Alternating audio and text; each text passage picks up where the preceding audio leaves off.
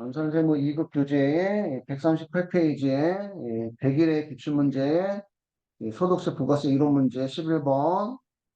다음은 부가가세법상 부수제화 및 부수용역의 공급에 관한 사례이다. 다음 중 부가가세가 면세되는 것은 조경공사는 이게 가세사업이에요, 가세사업. 그 조경공사 업체가 조경공사에 포함한 수목은 면세인데, 조경공사 자체가 가세다 보니까 수목도 같이 가세가 되는 겁니다. 주된 거래가 가세이므로 부수대화 용역도 가세가 돼요. 그래서 11번에 1번은 가세고요. TV를 판매한 업체가 그 AS 용역을 제공하는 경우도 가세고, 우리 면세 배울 때 AS는 없었기 때문에 은행에서 업무에 사용하던 차량을 매각한 경우, 은행은 금융업은 면세사업자예요, 면세사업자. 금융업은 무슨 사업자? 면세사업자. 그러면 면세사업자가 그 면세사업에 쓰려고 차량을 사왔을 때 매입세 공제를 받지 못했어요. 그래서 그 차량을 사용하다가 다시 팔아도 면세가 돼. 그래서 11번 답은 3번이 면세예요. 은행도 나오고 뭐 대표 버스도 있죠, 버스. 시내버스도 면세거든. 시내버스 사올 때 버스는 과세 제외라서 부가세는 부과는 되지만 면세 사업자였기 때문에 매입세 공제를 못 받아요. 그래서 버스를 사용하다가 다시 버스를 팔아도 그냥 면세다. 답이 11번 답은 3번이고, 악기도매업은 가세고요, 가세. 피아노하고 함께 의자를 같이 공급하면 의자도 그냥 가세가 되는 거고. 12번. 다음 중 부가가세법상 환급에 관한 설명으로 옳지 않은 것은 예정신고 시 일반 환급세액은 환급 안 해주죠, 그지? 안 해주고 가세기간 단위로 환급해주니까. 조기환급은 조기환급 신고기한 경과 후 15일 이내에 가나의 세무서장이 신고한 사업자에게 환급하여야 하고, 조기환급을 신고할 때는 조기환급 기간의 매출은 제외하고 매입만 신고할 수 있다. 3번이 틀렸는데, 우리 그 조기환급 신고할 때는 매출하고 매입세 다 신고하는 겁니다. 매입세만 신고하는 게 아니라. 그러니까 조기환급 기간에 매입세액이 매출세액보다 많아서 환급받을 수 있는 세액이 있을 때 신고하는 거지, 매입세액만 신고하는 거 아니라는 거. 그래서 3번이 틀렸고. 사업자가 사업설비를 취득하였다면 조기환급을 신고할 수 있습니다. 우리 그 조기환급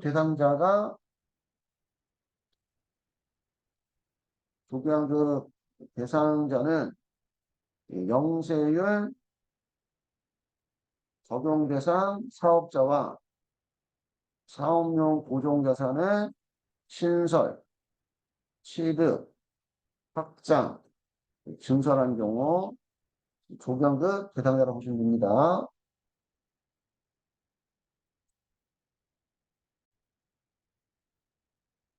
3번.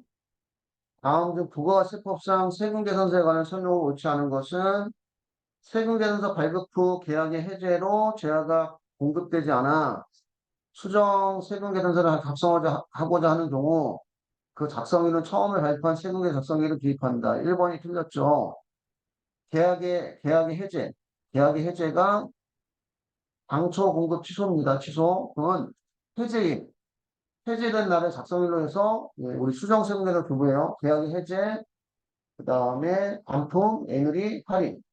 그러면 계약이 해제된 시점, 반품된 시점, 애누리된 시점, 할인된 시점에 마이너스 수정 세금 계산도 교부합니다. 그래서 1번 틀렸고, 세금 계산서의 발급 의무자는 부가가세가 가세 대상 지와 또는 용역을 공급하는 사업자이고, 세금 계산서는 공급하는 사업자가 공급자 보관용과 공급받는 자 보관용 두 매를 작성해서 공급받는 자 보관용을 거래 상대방에게 교부를 하고, 세금 계산서랑 가세사업자가 재화 또는 용역을 공급할 때 부가가세를 거래 징수하고 그 거래 사실을 증명하기 위해서 공급받는 자에게 발급하는 것이 세금 계산서예요. 그래서 1번이 틀렸고,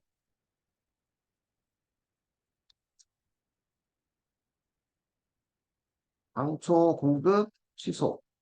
이게 계약의 해제, 계약의 해제. 반품, 매물이 할인이 발생한 경우 그 시점에 마이너스 수정 세금 계산서 교부합니다. 당초 공급이 아니라 계약이 해지된 시점, 반품된 시점, 매물이 된 시점, 할인된 시점에 마이너스 수정 세금을 교부한다. 이제 1번이 틀렸고 14번. 다음 중 소득세법상 가세기간에 대한 설명을 옳지 않은 것은 거주자가 사망 또는 국외 이주한 경우를 제외한 소득세의 가세기간은 1월 1일부터 12월 31일까지 1년으로 하고 거주자가 사망한 경우의 가세기간은 1월 1일부터 사망한 날에 속하는 달의 말일까지가 아니라 사망한 날까지, 사망일까지. 2번이 틀렸네요. 사망한 경우는 사망일까지, 장애가 치유된 경우는 이 치유일까지가 가세기간입니다. 치유일까지 그건 아니고 다른 얘기구나. 내가 지금 섞어있구나.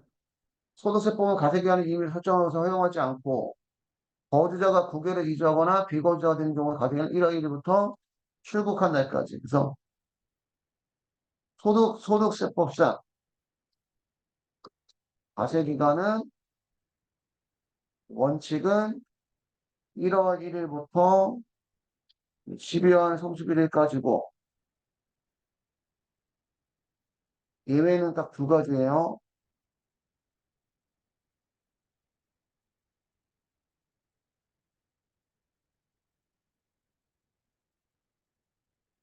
사망한 경우는 1월 1일부터 사망일까지. 출국한 경우는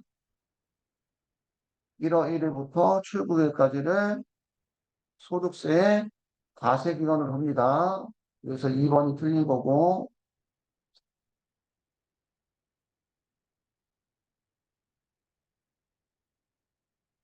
15번. 다음 중 소득세법상 결손금과 이월결손금에 관한 내용으로 틀린 것은 이월결손금은 해당 결손금이 발생한 가세기간으로부터 10년간 이월공제가 아니라 15년간 이월공제, 15년간 이월공제. 해당 가세기간의 소득금액에 대해서 추계신고를 할 때는 이월결손 공제가 원칙적으로 불가능하고 부동산 임대업에서 발생한 이월결손금은 부동산 임대업 외에 일반적인 사업소득을 공제할 수가 없고 해당 가세기간에 결손금이 발생하고 2월 결손금이 있는 경우는 그 가세기간에 결손금을 우선 공제하고 2월 결손금을 공제합니다.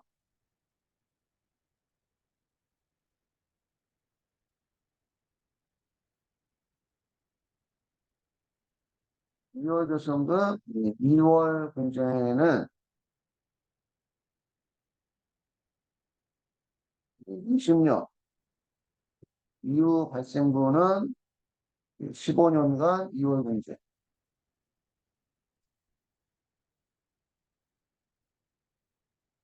20년 이전 발생분은 10년간 2월 공제.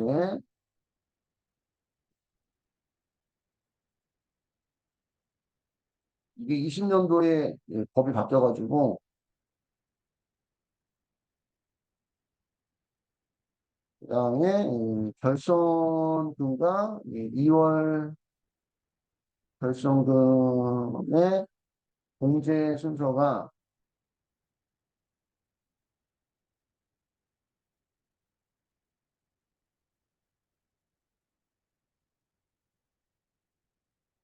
사업소득자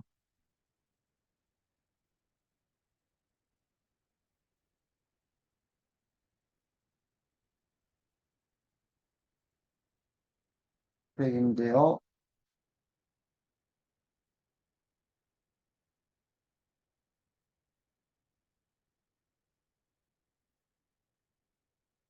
임대업 포함. 혜택인데 주거용, 부동산 임대업, 주거용, 부동산 임대업.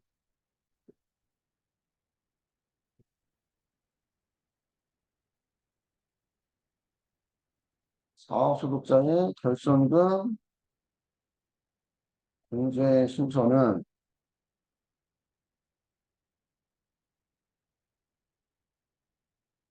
이자,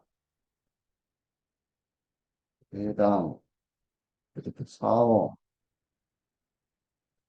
근로, 연금, 기타 사업소득 금액에서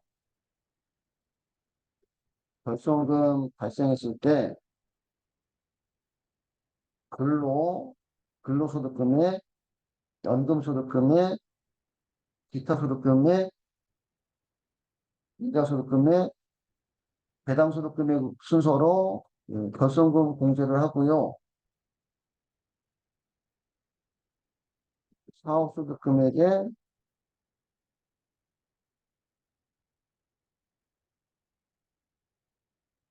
고용, 동산, 임대업 포함, 이월 결손금 공제 순서는 편의상 지금 소득금액이라는 표현은 뺀 거예요. 이월 결손금은 사업소득금액에서 먼저 공제하고 그 다음에 근로소득금액, 연금소득금액, 기타소득금액, 이자소득금액, 배당소득금액 순으로 공제하고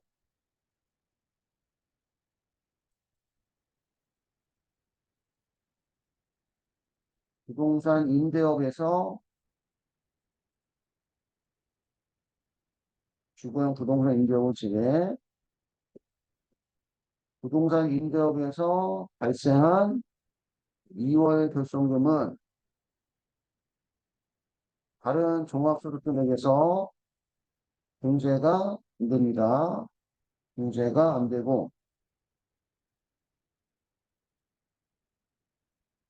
부동산 임대 소득금액에서만 15년간 6월 공제예요. 주거용 부동산 임대업만 지금 예외가 된다는 얘기죠. 여기까지 해서 100일의 기출문제의 소득세, 부가세 이론 문제가 끝났고요.